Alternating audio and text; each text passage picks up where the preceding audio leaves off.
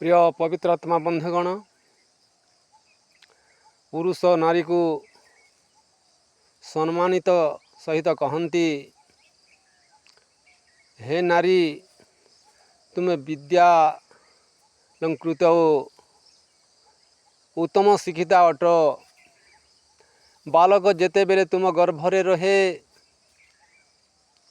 सेते बेले ताकू शिक्षा देवा आरंभ कर दियो। जन्म परे संतानर मनरे बाल्यकाल निर्भयता, वीरता, सत्यशीलता, सदाचार आदिर बीज अंकुरित कर एवं तांकु अक्षराभ्यास सहित सुंदर सुंदर युक्ति गुड़ी को कंठस्थ कराओ।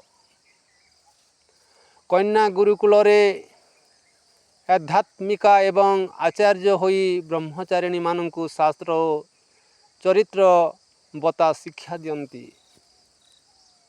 हे मोहनीय नारी,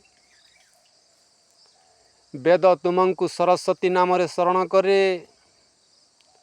तुम्ब भितर प्रशस्त विद्या सलील तरंगित होता है। निजर संतान मानकु तथा शिष्य मानकु तुम्हें यही विद्या सलील लीन कराई स्नातिका रूपे निर्माण कर। सही हेतु तुम नाम सरस्वती अटे। उपदेशिका होई कल कल निनादिनी नदीर धारा तुल्य इतस्त भ्रमण करी तुम्हें उपदेश मध्य प्रदान कर।